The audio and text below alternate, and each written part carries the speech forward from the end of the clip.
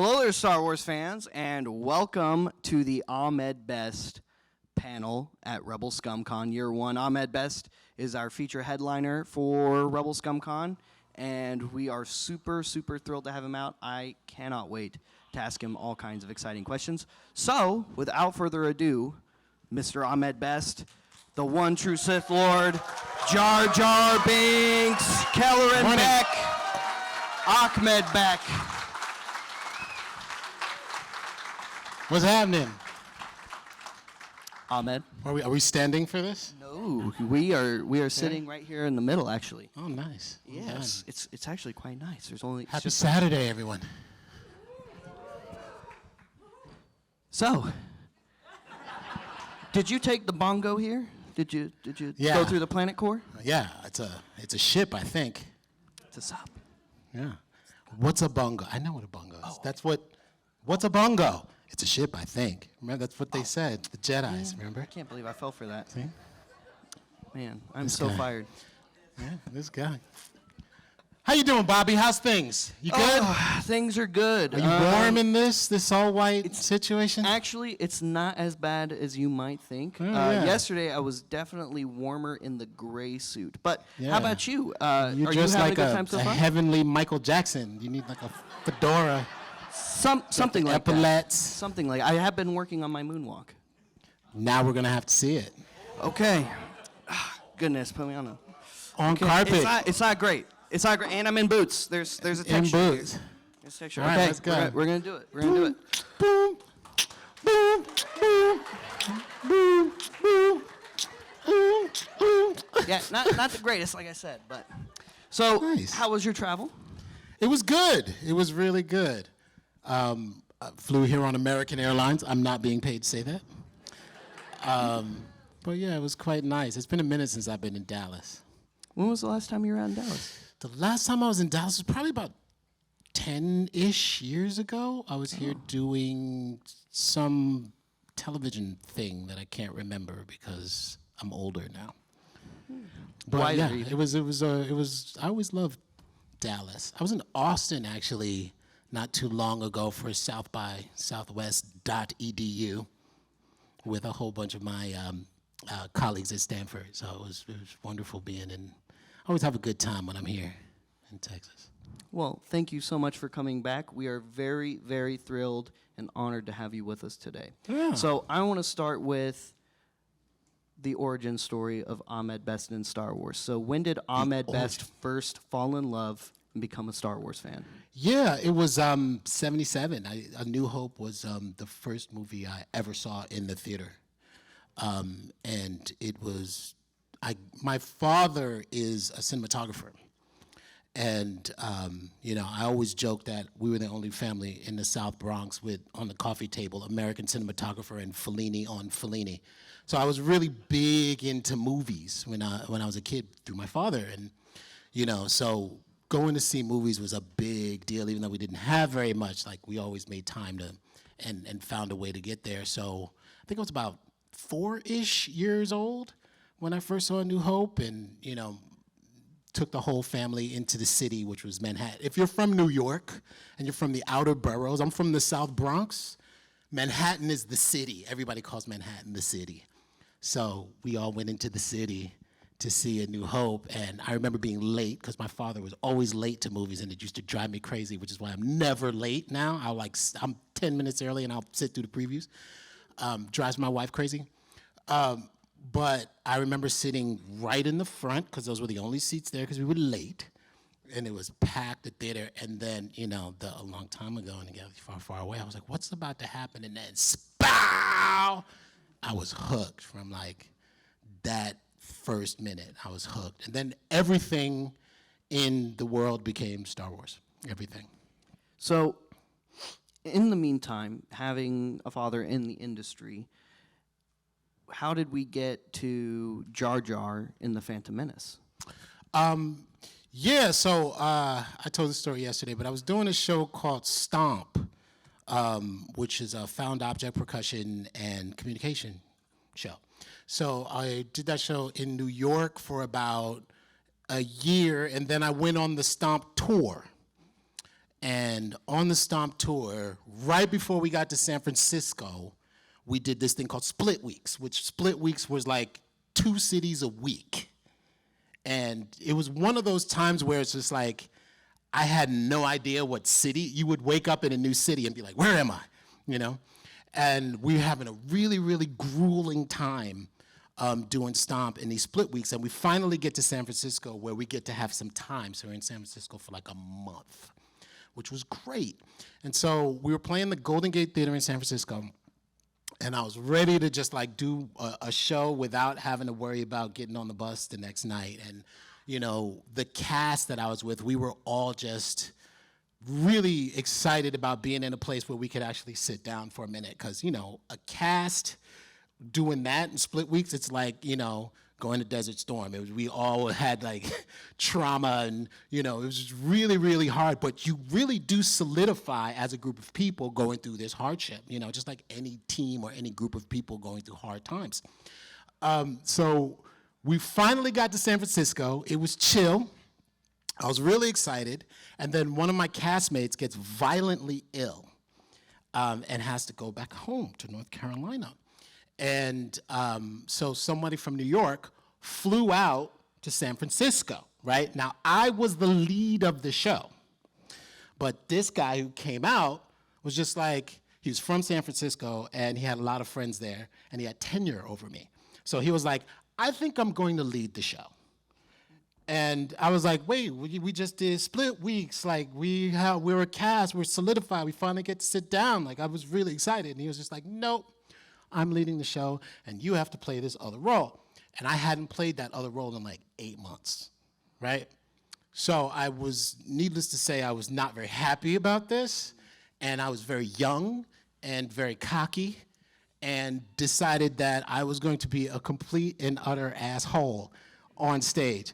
And my whole goal was to make sure that no one ever looked at this guy, right? I'm gonna take all the attention, like from everybody. So there's this part in Stomp where we do like a hands and feet kind of thing. It's like body percussion, right? And each of us have a 4-bar solo.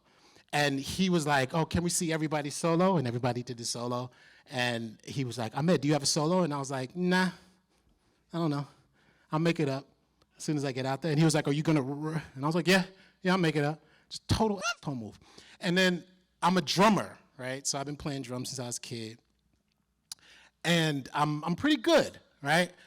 He was not as good a drummer as me. So like the faster we got, the less he was able to hang. So everything was just like, it was like EDM. We just so fast. Like I played everything so fast. And there was one time where I like doing one-handed shit, like really fast and just looking at him, just like, come on, what you got? Can't do this, can you? Nope. So the piece de resistance of this show. So I'm doing the show, I'm acting it, I'm getting all the attention, and I had some like groupies in the audience. Like there were these girls in the audience who was like looking at me and they're like, oh my God. Every time I came out, they're like, oh, he's so funny, oh my God, right? And I was just like, I'll play these groupies. So we doing this thing called encore at the end. We were just kind of standing, and the lead of the show is supposed to be like leading the audience, and I'm standing right at the front of the stage, just like, you're not gonna look at them. And then the groupies are like, ah, right? And so I took my shirt off. I can't believe I did this. I took my shirt off, and I threw it into the audience like I was Bobby Brown, right? I was like, ha! And they got up and like was like fighting for my shirt. They were like, oh my God, oh! And I was just like, yeah, that's right. Don't ever take my role again, right? But then at the end of that show, I immediately felt terrible because I didn't just pull the focus from him, I took the whole show. That was like everybody on stage, and I felt really bad. I was like, oh, okay, so I go into the locker room, or the dressing room, and I'm just like feeling shitty. My castmate, RJ Sampson, comes into the dressing room, and he was like, yo, Ahmed. And I was like, RJ, man, don't talk to me, man. I know what I did. I'm really upset. I'm sorry, but don't talk to me. I'm mad, right? And he was like, no. I brought somebody to see the show. And I was like, oh, man, I just did that show, and it was like somebody in his family or something. I was just like, oh, shit. And I was like, oh, man, really? And he was like, yeah, the casting director for Star Wars. And I was like, then I really felt bad because I thought I messed it up for RJ. So what happened was the cast of Stomp did a private show for Lucasfilm. And I wasn't at that show, but RJ was. And RJ, George Lucas, for those who didn't know, liked RJ. And RJ auditioned for Jar Jar before I did. So RJ kept in touch with the casting director, Robin Gerlin, invited her to that show. And I completely took it over, right? And so I was like, oh man, RJ, I am so sorry. Like I just completely destroyed your chance. And he was like, no, not at all. She wants to talk to you. And I was like, what do you mean? Like, I don't get it. She's like, she wants to talk to you after that show. And I was like, really? After I did that, she wants to talk to me? She was like, yeah, go back to the crib and she's gonna call you, right? This was before cell phones for all of you young people here. We used to have to go to a place and sit down and wait for this thing we called a telephone to ring. There was buttons on it, it had a handout. If you had a grandmother, it was like a rotary. You had to like wait 30 years for the thing to come back. It was like ding, ta ta ta ta ta ta. So I go back to the crib, and she calls me. I pick up the phone. I'm like, hello. And she goes, hi, this is Robin. I want you to come up to the ranch. Like she just throws it out there like it's nothing, right? Come up to the ranch. And the next day, I was at Skywalker Ranch auditioning for Jar Jar. Wow. Well, that's how it all started. That's pretty magical. Yeah, that's not even the crazy part. Well, what's the crazy part? The callback. So, I do the first audition in Robin's office, which was in the basement of the main house of Skywalker. And there's a whole Skywalker Ranch thing that is ridiculous. Like when you drive up to Skywalker Ranch, I never get over this. They have a fire brigade, their own, right? They have their own like fire engines and fire people, and they fight fires for real, you know? They help like neighborhoods fighting fires. And so when you drive into Skywalker, the first person that you meet is one of these firemen, right? And I drive in and it's like, hello, Mr. Best. And the thing that, it was just almost like, my eye went right to the fireman patch, which was like, you know, Skywalker Ranch Fire. And their insignia is an X-Wing fighter. And I was really like, cool. That's the coolest thing I've ever seen. And I will be having one of those patches. I'm not leaving without one. And I was like, hey man, where do you get those patches? And he was like, oh, you have to be part of the fire brigade in order to get this one. And I was like, oh, I'm getting that patch. I'm getting one. Did you get it? Oh, yeah. Now, did you get it the same day, or did this come later? Yeah, I got it later. Nah, I stole that joint. From that day, I was like, I'm getting one. There's no way I'm walking, because I didn't know if I was ever going to be back. I was like, there's no way I'm walking out of here without that X-Wing fighter on my arm. So can you take me through that for a moment? Did you creep up on some unsuspecting... I can't tell you how I did it. And then just... uncorroborated. This is being recorded. That is true. Well, I mean, it's like 25 years ago. Isn't it like a cold case? Yeah, the statute of limitations of stealing an X-Wing patch are probably over. Right. I'm sure they'll let it slide. I mean, they would have sent the stormtroopers after you already. If yeah, but you saw what happened to them, so I would have been fine. That is true. That is true. But the crazy bit was like my screen test, if you can call it that, because if there really were no screens.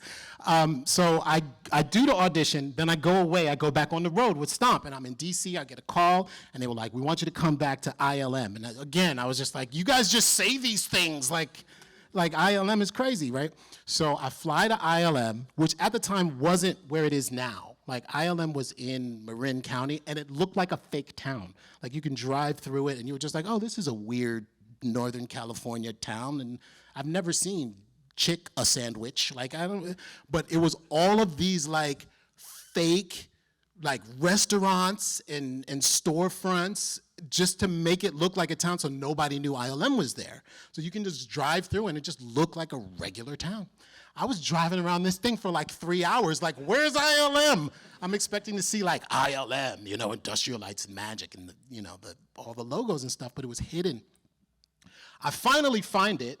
I get to ILM and I walk in and the first things I see are the Energizer Bunny, dead up, and Han Solo frozen in carbonite. Those are the two first things I see at ILM. And I'm like, what is going on? I'm a skinny kid from the South Bronx of New York City. And I'm looking at Han Solo frozen in carbonite, like from my favorite movie of all time. So I'm freaking out, and I'm trying to keep it level. You know, I'm trying to be like, all right, I'm cool. I do this every day. Everybody sees Han Solo frozen in carbonite. I'm fine, right? So I go in, meet all the friendly folks at ILM. Rob Coleman, who runs ILM right now, is there. He was head of animation for Phantom Menace. And they take me into a room, and they say, put this on. And it's a complete skin-tight, Lycra, full, you could see everything bodysuit. Put it on. With like ping pong balls on it. And they had these like 6-inch platform heels, and they say, put these on, and a headband. I looked like I was about to do some flash dancing. Right? So I'm putting this on, it's very revealing, I'm a little bit embarrassed, and I'm trying to keep it cool, and they go, okay, yeah, wait for George, and then we can get started. And I was like, George who? George what? George Washington? George Washington Carver? Who's coming? And then George Lucas walks in. This is the first time I meet George. And I'm like, George, hi, how are you? And he's like, huh.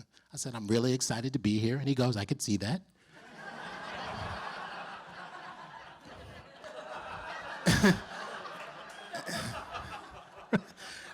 And then he goes, come with me, we're gonna start this thing, right? So we're in this like garage. And on tripods all around the room are these infrared cameras, right? And everybody's kind of explaining to me what it is. And George is kind of like being George. You know, he's like, okay, I'm just, and and he starts talking to the guys.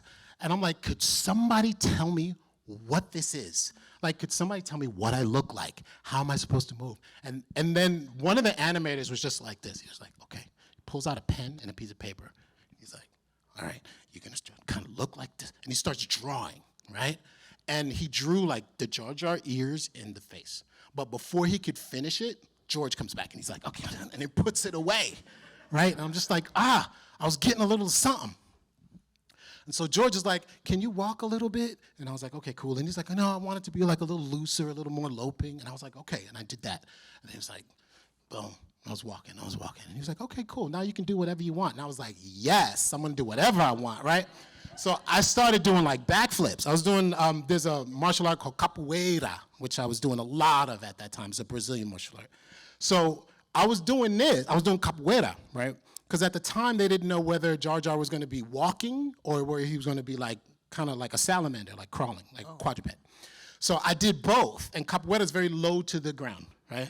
So I would do like some capoeira moves, and then I would Jenga, and I would do like a couple backflips, which was hard to do in them 6-inch heels. So everyone who wears 6-inch heels, and I'm not going to be gender specific, but you have all the respect in the world from me, because I did a couple backflips in them joints, and I'll never be the same.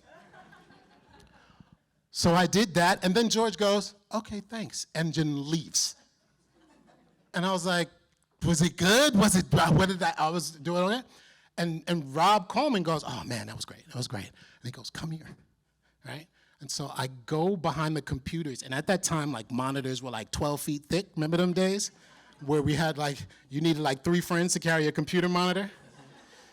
It's now, and they didn't have the same power as your iPhone does right now. So I walk behind the monitors, and I see what is called now a point cloud, right? And it was like all of the targets that were on the suit that I was wearing. Mm-hmm.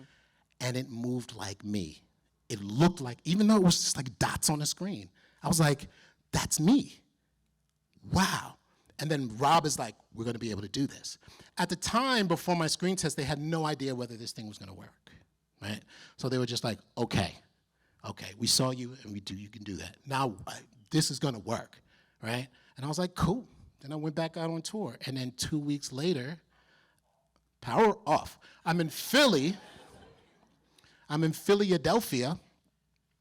doing Stomp, and I get a phone call and say, we want you to come to England and do this movie. And I was like, what? I still didn't know what the character was. Nobody told me anything. I didn't get a script until the table read, our first table read around the table. And when was that? That was the summer of '97. And I had started, my first audition was like summer '96. Wow. So the summer of '97 is when I first saw a script. And I saw it when we all saw it. Like Liam showed up. I never met anybody. Liam and Ewan and Natalie and Jake, and everybody had more experience than me. I was the only person who had never done it. I was right off the stage. So, even Lil Jake did Jingle All the Way with Arnold Schwarzenegger, brother. And like, Yes, he did. everybody had more experience than me. So it was really quite intimidating. But that was when I finally was like, oh, that's what I'm doing in this thing. So, after Phantom Menace, you played another character. How did Ahmed Beq come about? That was all Anthony Daniels' fault. So it was my day off, right? And on my day off, like I was on set all the time because I was just like, when is the next time you're gonna ever like be behind George Lucas and be able to like learn from him? So I was on set every day and I was just sitting behind George Lucas. And at first I thought I was annoying him, because I was just trying to be quiet. In Phantom, I was just like, But then like he would do a scene and then he'd go like this. The reason why I did that was because, and he would like start teaching me, And I was like, oh, wow, this is gonna work out, right? So I would show up every day and more, he would just share more and more with me every single day. So I did that through all the movies, right? And Clones, we were in Australia, and it was my day off. I was there kind of listening to George and watching him do the thing. I had already kind of got his process, but Clones was the first movie shot digital ever. First major motion picture. So I wanted to learn what digital filmmaking was going to be, and I learned it on the first major motion picture shot digital. And I remember when they wheeled out like the plasma screens, and it was probably like 720i. You know what I'm saying? Like now your iPhone is like 4K, These screens were like 60 by 60, and it was just like 720. And we were looking at it like, oh my God, it's the future, But I was chilling on my day off, and Anthony Daniels comes in, he's like, come on, we're gonna be in the movie. And I was like, what are you talking about, right? And then he hands me this uniform, and he goes, put this on. And I was like, why is everybody telling me to put something on? Every time I'm showing up in this place, put this on. So it was these like pilot's uniforms. And then Anthony was like, all right, I'm gonna put it on, and we're gonna be pilots in the bar scene. And then I started getting into it, right? Because he got excited. And so I was just like, oh, this is gonna be cool. So I asked the makeup artist to put this giant like blaster scar over my eye. And they were just like, okay, because they weren't really doing stuff like that, They were doing like very intricate things with like Natalie's hair and, but and they were painting people from head to toe. So they were just like, oh. So I got this giant scar on my eye. And then me and Anthony ended up in the bar scene. And at first I was just like chilling in the bar scene. And then George looks at us and he goes, okay. And like sees what's going on and he gives us both close-ups. He was like, I'm gonna give you a close-up. And I'm standing next to a very beautiful half-naked New Zealand woman painted orange. And then Katie Lucas, George's daughter, who's in the purple. So Avita was the other Twilight that was there. Yeah. She was wonderful. She was fantastic. So what was it like being in a cantina scene, not in the original trilogy, with a bunch of other alien characters around? Did it feel like, oh wow, this is like the cantina scene in A New Hope, or did it feel completely different to you? I loved it. And the cantina scene in A New Hope and that bar scene in Clones, the thing that I find so very interesting about that and in Star Wars is when people look at that scene, they go, wow, look at all the different creatures in this one place. And they're all doing the same thing, like having a drink, right? If we really kind of unpack that, that's America, right? That's what we look like when we're walking down the street, right? In Star Wars, no one has a problem with it, yeah? Everybody wants it. We want to see what a Twi'lek is, right? We want to see who's the dude with the scar. We want to see all of these different creatures in these different places. But for some reason, when we're outside of Star Wars, nobody wants to do that. We want to fight about who's different.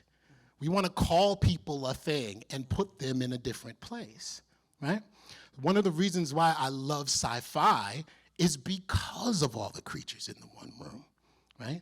It's because we can learn about these. I mean, we all find the most obscure Star Wars character and put their skin on. We cosplay as them to be different, right? To understand them, right? We learn about where they're from. We learn about who their family is, and we love that, right? Let's bring that here. Let's take that out of Star Wars and put it in our regular everyday lives. Think about how beautiful our universe is, how beautiful our galaxies would be, you know? So those scenes really move me because that's what I want to see every day. I want to be in that cantina in Mos Eisley. I want to learn every day, you know? Simply incredible, and thank you so much for sharing that with us. Yeah.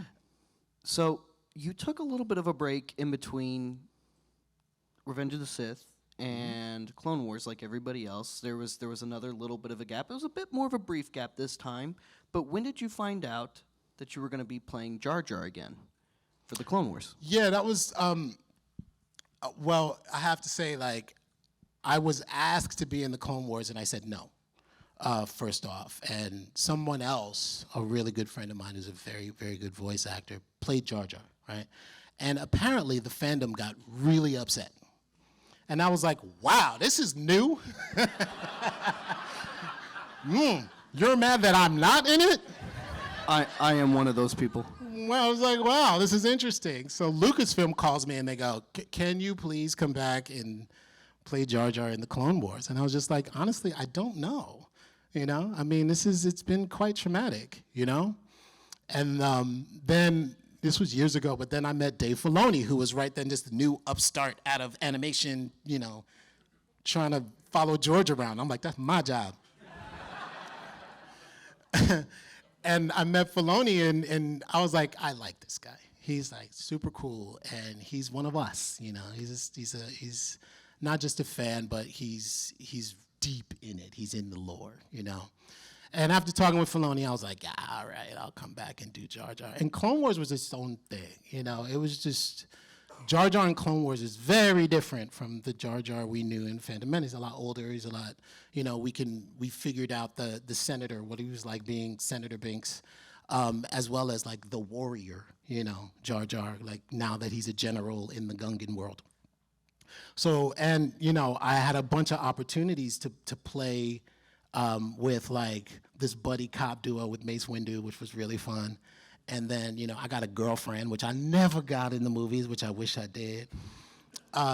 So it was really nice. But for me, it's always been about people. And if the people were good people, I'm always down to play. That's awesome. And it's perfect you brought up the buddy cop thing with Mace Windu, because that was actually my next question. Yeah. So going back to upstaging leading up to Star Wars, what was it like to upstage a character like Mace Windu as Jar Jar Binks, where you're on an alien planet and everybody's like, who's this guy? It's not hard to upstage people as Jar Jar Binks because he's very hard to miss. Yeah, you see things falling down. That's Jar Jar, and you know all the Jedi's have to be stoic and serious. But I'll tell you, so T.C. Carson plays Mace Windu in those Clone Wars episodes, and recording those episodes with him in the room was just hysterical. I tend to have a knack of like really just breaking Jedi character. And there was a bunch of stuff that we did in those Clone War episodes where TC just could not keep a straight face. And I was like, yes, still got it. So it was really fun. It was just really, really fun. That's so great. Well, now you're not just a security officer on Coruscant or the bomb bad general from the Naboo, but you are also a Jedi Master now. Yeah, I grew up. But that didn't start in a recent Disney Plus series that we've seen that started a little bit further back. So how was Kelleran Beq born for Jedi Temple Challenge? Yeah, so I've always wanted to be a game show host. I grew up watching a lot of game shows. My grandmother was a huge game show person, and she would like yell at the screen, you know? She would like yell at the screen for like game shows and bowling. She was like huge into TV, PBA, bowling. And so people would be like, they would miss something, and my grandmother would be like, oh my God, oh, could have won so much money. So I just loved making my grandmother laugh. Like, she had a great laugh, and she used to always laugh at these game shows. So I was like, I want to be a game show host just to make my grandma laugh, you know? And so when Jedi Temple Challenge came around, I was like, bet. I know this game show, Jedis, I'm down, right?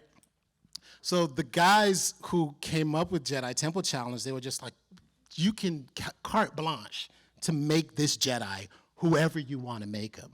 Oh, wow. And I was like, you ain't said nothing but a word, bruv.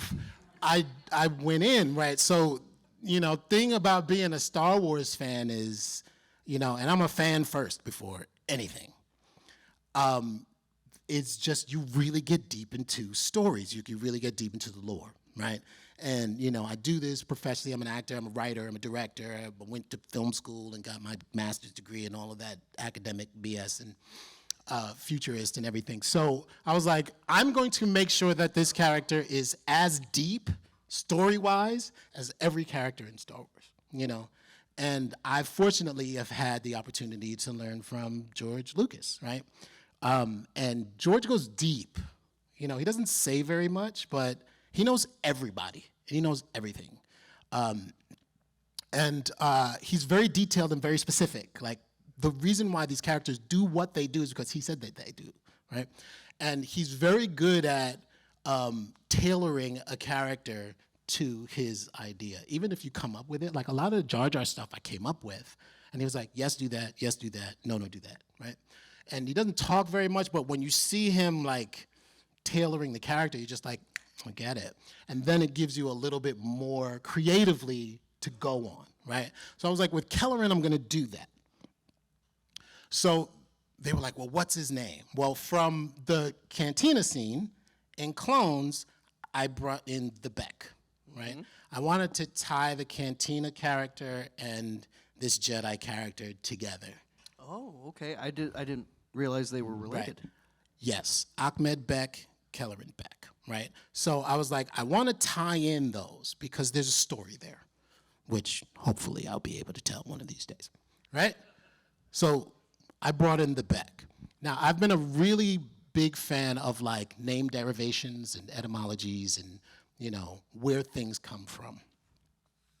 My name, Ahmed, means worthy of praise in Arabic. I've always loved the idea that these people came up with these names that mean things, right? Willem, Wilhelm, ends up William, right? So I wanted to find a way to tie in the sequels and the prequels. Oh, right? Okay. So the name that kept coming out to me was Kylo Ren. And I love this idea of Kylo Ren being this character that Han and Leia birthed and then named him Kylo Ren. And so I was like, what would be a good derivation of Kylo Ren? Kelleran. So Kelleran is the parent name to Kylo Ren. Over the time, Kelleran, like Wilhelm, turns into William. Kelleran turns into Kylo Ren. So I wanted to put those together to kind of bridge the gap between the prequels, the sequels, and now, right? So Kelleran Beq is how I came up with the name. So, going from Jedi Temple Challenge, did they approach you about bringing the character back for the Mandalorian? Or did they say, hey, we have like a role for you, super, super secret? Yeah, so I get a call from Filoni, and he's like, come and have lunch with me and Jon Favreau. And I was like, why? And they were just like, just come and have lunch. You know, we'll shoot the shit, blah, blah, blah, blah, blah.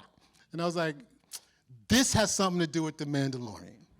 So I go to their office, which is very nice, and we sit down and we have lunch. And I've only met Jon Favreau in passing. You know, one of my good friends is Seth MacFarlane, and Jon Favreau directed The Orville, the first couple of episodes of The Orville with Seth MacFarlane.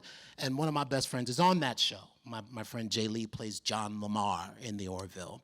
And so, you know, while Favreau was doing The Orville, I would go watch stuff at Seth MacFarlane's house of like the Orville stuff, them figuring stuff out at Seth MacFarlane's house, and Favreau would be there. And I met Favreau kind of like, you know, friendly. But I never really sat down and talked to him. So I have lunch with Favreau and Filoni, and we're just talking, you know, film stuff. They're talking Star Wars stuff. We're trading stories like you and I are doing right now. And then they go, okay, we have an idea.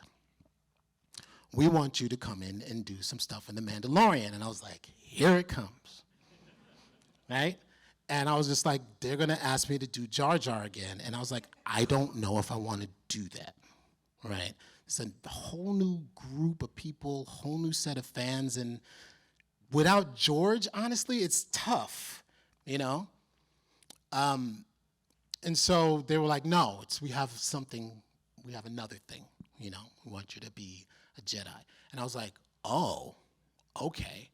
And then John, I have to say, I was still a little bit trepidatious because Star Wars has a tendency to take over, you know? Like, there are so many things that I've done and so many things that I want to do.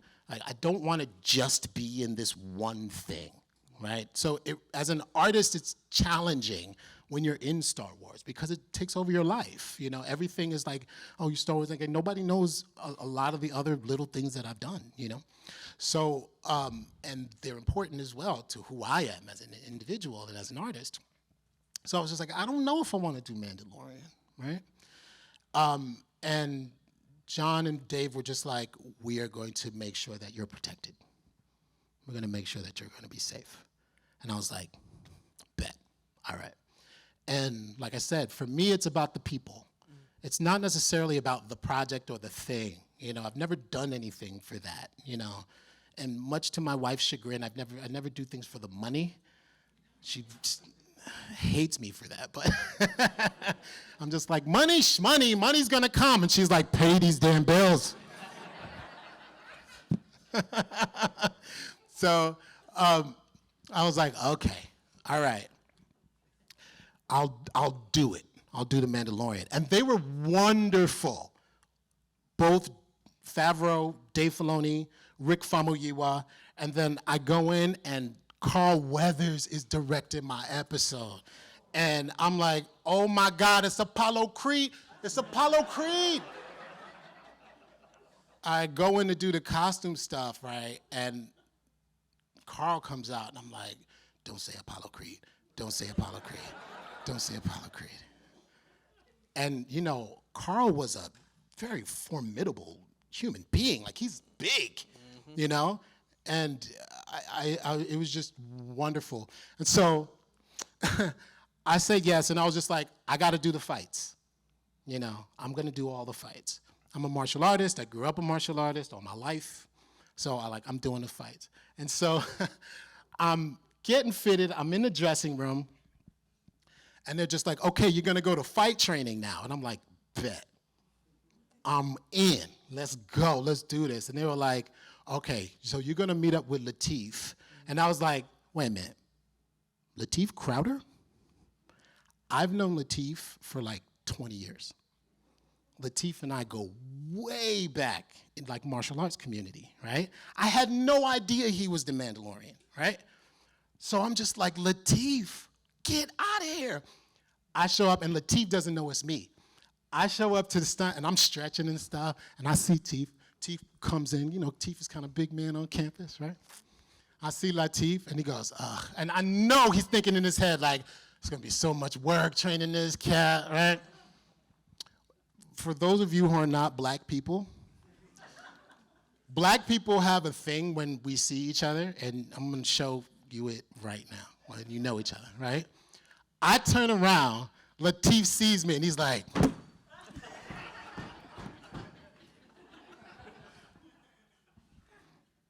bruh, bruh. And me and Lateef, I hugged this man, and I was like, my brother, we did it, we're here. We made it, And he and I just work on this fight, which eventually becomes the Kelleran duel with the clones. So when did you find out it was Kelleran? Did they tell you ahead of time that you were going to be playing Kelleran, or did they just say you're playing some Jedi and then later it became Kelleran? No, we all did it together. We decided it. I mean, the Kelleran Beq, I made that character so deep for that reason. You know what I'm saying? Like, when you see me, you're going to go, wait, Jedi Temple Challenge, who is he? And then you can go back and find out who he is. Because I had done all of that work already, right? So it was kind of undeniable. It was undeniable that was going to be Kelleran Beq. And that's, when actors talk about doing the actor homework and filmmakers talk about doing backstories and histories and stuff, and everybody rolls their eyes, there's a reason for it. And the reason is because it's going to get bigger, yeah? If you actually do that work, it can move you to make decisions in the moment that will reflect and be honest to what you've already created. So I created Kelleran that deep for that reason. So it was really, really undeniable. And then they gave me the dopest Jedi robes ever, right? And that was really, all of those robes were inspired by two things. Ndinkra symbols in Ghana. So they're African Ndinkra symbols in Ghana that they're spiritual symbols from a religion called Yoruba. And they mean things, right? It's infinity. So it's a combination of Ndinkra symbols and my tattoos. I'm very heavily tattooed under all this wonderfulness. And most of my tattoos are Polynesian. And my tattoo artist, my brother Jesse Abresi, who is also my first Eskrima teacher, he did all my tattoos, and there are a couple poems that he translated into Polynesian art, and they're all over me.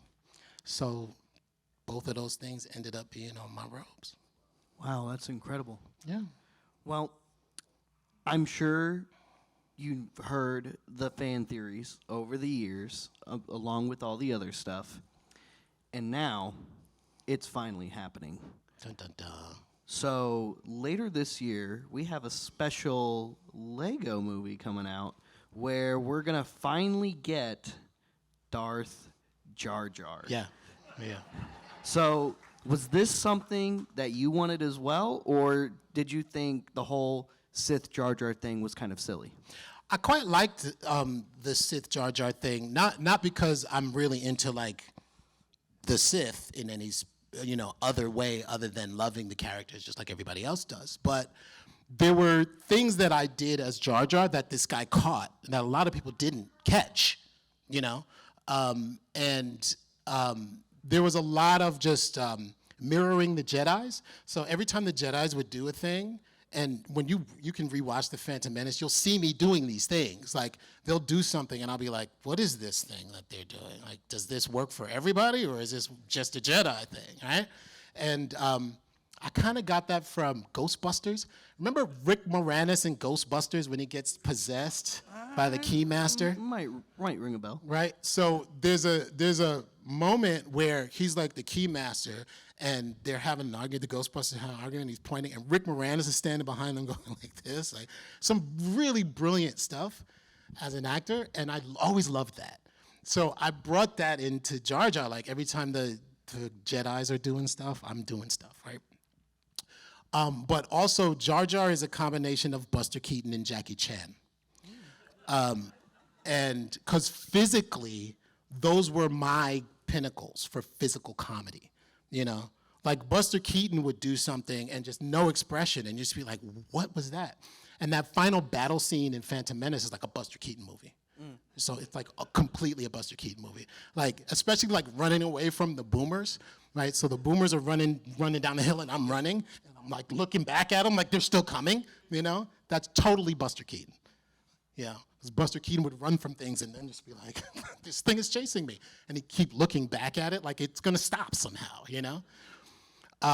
But the other thing that I stole from Jackie Chan was drunken style kung fu, right? So Shaolin Drunken Style, I was a huge fan of Drunken Master 2, Jackie Chan, and I would just mimic all of those moves and mimic all of those movies. So all of like the stumbling stuff, that's all drunken kung fu. And I ripped it off from Jackie Chan, just completely ripped it off. So this guy saw that, right? And he was just like, there's no way someone unskilled could do that. And he's right, I'm not unskilled. I know exactly what I'm doing. So he was just like, that there has to be Sith Lord. And I was just like, makes sense to me. I mean, you know, but he saw that, which was, I was just like, I'm glad somebody saw the work, because it was kind of hard selling it to people. I was like, no, I'm actually doing a lot of shit.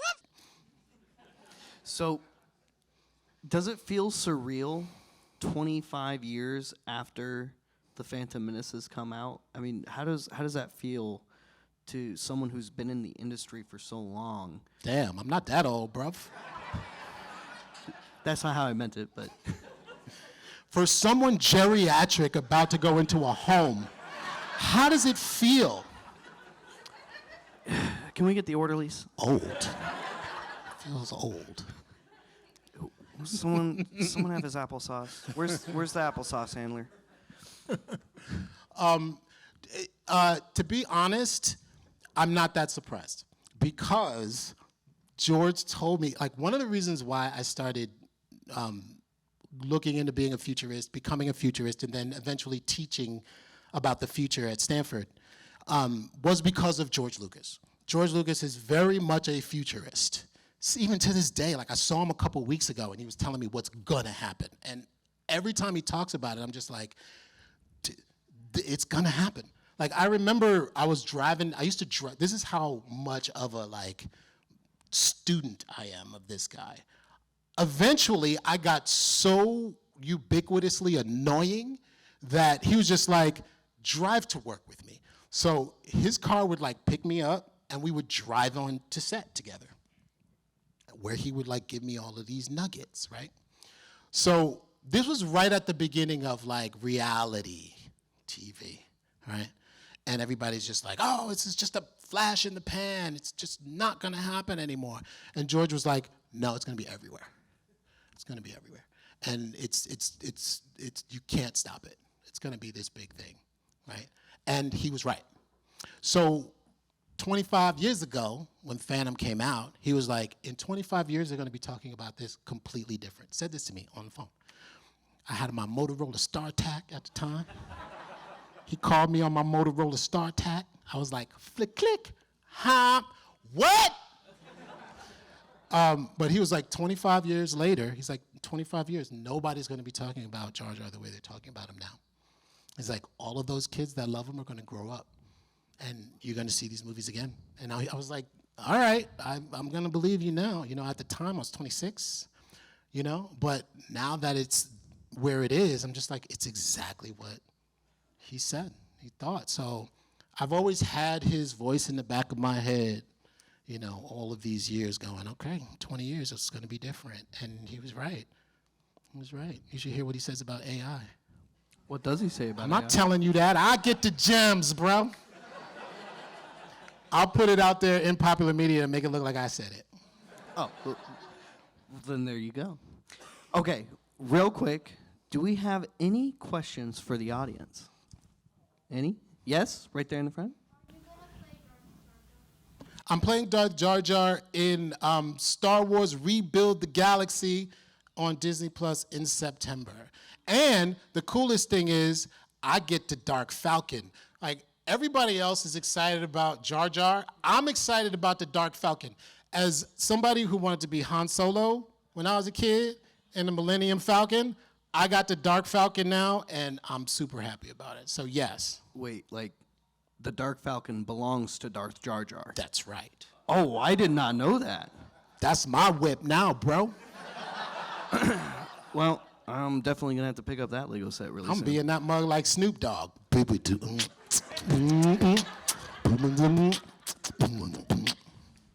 I was at first thinking, man, how am I going to get a hold of the Darth Jar Jar minifig? Because I wasn't sure if I wanted the whole set, but... Comes with the Dark Falcon, bro. Nah, it's like, if it's his, kind of have to have it, Yeah. right? Well, who else is picking up the Dark Falcon? Yeah. Dark Falcon, baby. Yep, Yep, I knew it. All right, who's got another question for us? Yes. Do you do the voice of Jar Jar? And Yes. do a little bit. I usually don't do this without a couple zeros after it. But just for you, I don't know. What would you like me to say? You might say you boom at the gasser, then crashing the boss's hay blibber, then banished.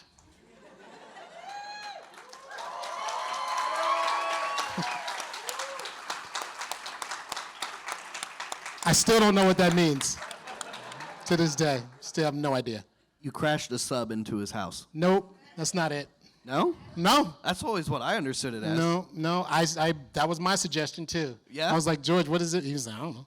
I always I took was it like, as he crashed it did into I his crash house. the hay blibber into Yeah. his? He was like, no.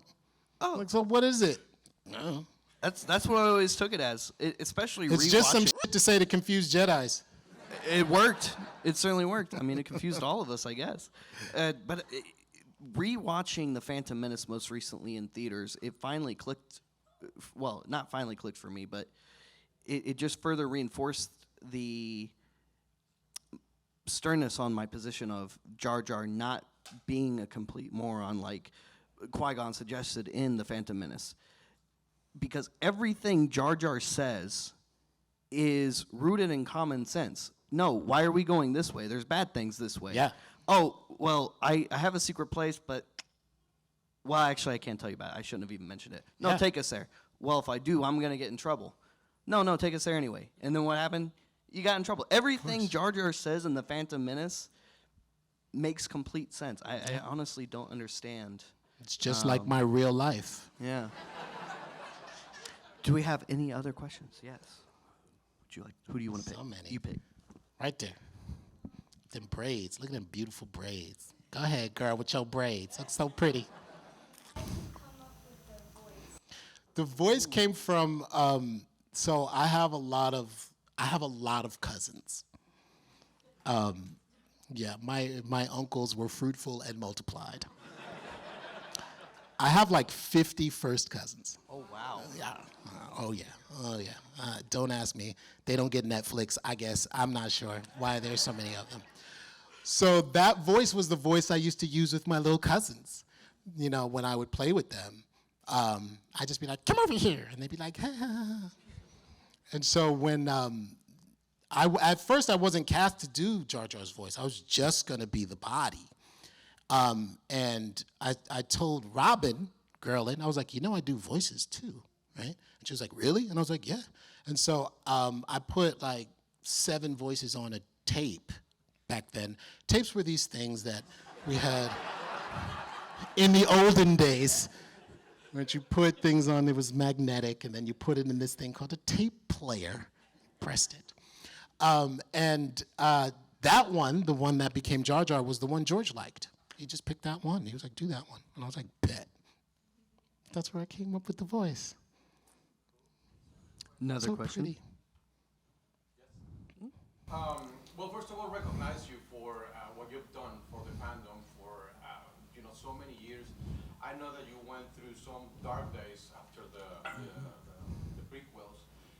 Share with us a little bit. The word resiliency carries a lot of weight, and I think you represent it really, really well for all of us. Right? So you're a life lesson for all of us that could perhaps have those dark days here and there. What kept you going during those days, and now how do you feel about getting back into the fray and giving us this Kelleran Beq and the Mandalorian and again on top of the game? What kept you afloat, and how do you feel now that you are back into the game? Yeah, what kept me afloat was it was very tough because at the time there was no such thing as cyberbullying, right? Now there's an entire psychological profession. Like you can go to get a PhD in psychology based on that, just based on internet hate, based on cyberbullying, based on all that. That didn't exist in 1999. And Jar Jar was probably the first case of that, because there was no social media, right? People had to they put up websites. And now at that time, there was like HTML5 and JavaScript, maybe, right? You had to wear a white lab coat in order to build a website. So to build a website, you had to really give a shit. Like, you had to really care. It wasn't like, I got 140 characters to hate this dude.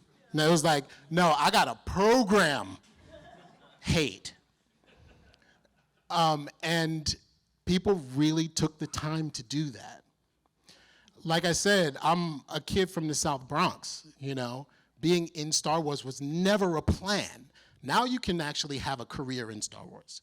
But at the time, it was like, does George feel like doing a movie? Okay, let's everybody go, And I beat out Michael Jackson to do this thing. So I was so proud of the work, and the hardest part was not being able to continue the work. And that's what was tough. It's hard to feel like at 26 your whole career is over, So the thing that kept me going, one was thinking about what my family could be and was, but it was also, I have more to do, I have a lot of work to do, and 26 is very young, and I need my voice, not George's voice, not anybody else's voice. I need my voice to be heard, and I doubled down on that. I doubled down on listening to myself. I doubled down on putting out my point of view out there into the world. So coming back as Kelleran Beq, it had to be my point of view. It couldn't just be this cool thing I did. I had to imbue it with meaning for me, right? Which is why the Indinkra symbols on the thing, which is why the double lightsabers, the way I did it, everything that I did from Star Wars 99 on had to be my voice in some kind of a way. And that's what kept me going. That's what keeps me going to this day. Like, as an artist, we get to ask big questions. We don't necessarily have to have the answers, but we have to have the questions. And, a lot of times when we're in things, people go, you're just an actor. And, the ability to be an actor is probably one of the most important skills on this planet, because we have to embody emotion and make you believe it. It's not easy to do. The people who don't do it well, we know, right? We know who they are. The people who do it well, we know who they are too, and that's who we keep coming back for. And what it does is it gets us to ask questions about ourselves. And when we ask questions about ourselves and we have conversations about ourselves, we can collectively have those conversations and move us forward as a human being, right? Human is not just a noun, right? We're not human-ing, we're human being, And we have to be human. And as artists, we get to ask, what is that? What does that mean to be human, right? And you get to see what it is through the characters that we play. And it influences all of us, right? If we want to be Han Solo, whether or not we end up with a homeboy that's a Wookiee in a Millennium Falcon, there's something about that character that is in us now that we become, even in our everyday lives. So thinking about that is what keeps me going. And them, young people. You know, I was saying yesterday about teachers, right? And I came very, very late to teaching, and I teach at the university level, but my teachers growing up were my heroes. From my parents, who were my first teachers, to all the teachers that said, you can do it, yeah? To the teacher, I was talking about my English teacher today to a young person out there who was like, go read this Shakespeare in front of the class, right? And I was just like, I don't understand why, but he saw something in me that I didn't see, you know? And when I read that Shakespeare, it was like everything opened up. I understood it, right? And he saw that I could do that, right? Kelleran Beq is, there have been a lot of reluctant teachers in Star Wars. Kelleran Beq is not one of them, right? Obi-Wan was like, okay, maybe I'll teach. Qui-Gon died, okay, I have to, right? Yoda was like, I don't want to teach this cat, he's too old, right? Kelleran Beq is like, give me all the kids. I want to teach them, right? Can I beat everybody in the galaxy? You damn right I can. But that's not where I want to be. I want to be here in this temple teaching these kids. And the reason why Kelleran is so important to me is because I think K through 12 teachers are superheroes. And I want them to see a superhero on screen. I want kids who are looking at Kelleran Beq and going, you know what? I don't just want to be a Jedi, I want to be a teacher. And I want them to want to and love and be passionate about teaching. It's the most important job we have in any society.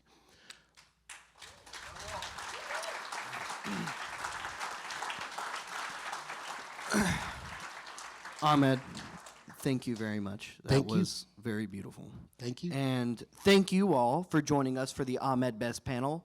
We are about to start the Children of the Watch panel with Mr. Kevin Lyle here in a moment. And as we are on our way out, real quick, Ahmed, would you please select one lucky youngling to win our free prize donated to us by BigBadToyStore.com Oh, nice. with Look at a this. friend of yours on it. You might know one of these guys. Yeah, I've been trying to get Favreau to do a show with me and Pedro Pascal and call it My Two Dads. With I'd watch it. Grogu. And it's just us looking at each other like, oh, Mando, oh, Kelleran. Okay, how am I expected to give it to one? I can't do that. I feel terrible now. Like, oh, there's so many beautiful kids out here. Okay, how about we ask a trivia question? Okay. Okay. What is the Put that on name me. of the Gungan city in the Phantom Menace? You had your hand up first? There you go. Come on up. Ladies and gentlemen, thank you so much. We're going to go ahead and, if you're staying for the other panel, stay in your seats. Everybody else, enjoy the rest of the con. And may the force be with all of you, you rebel scum.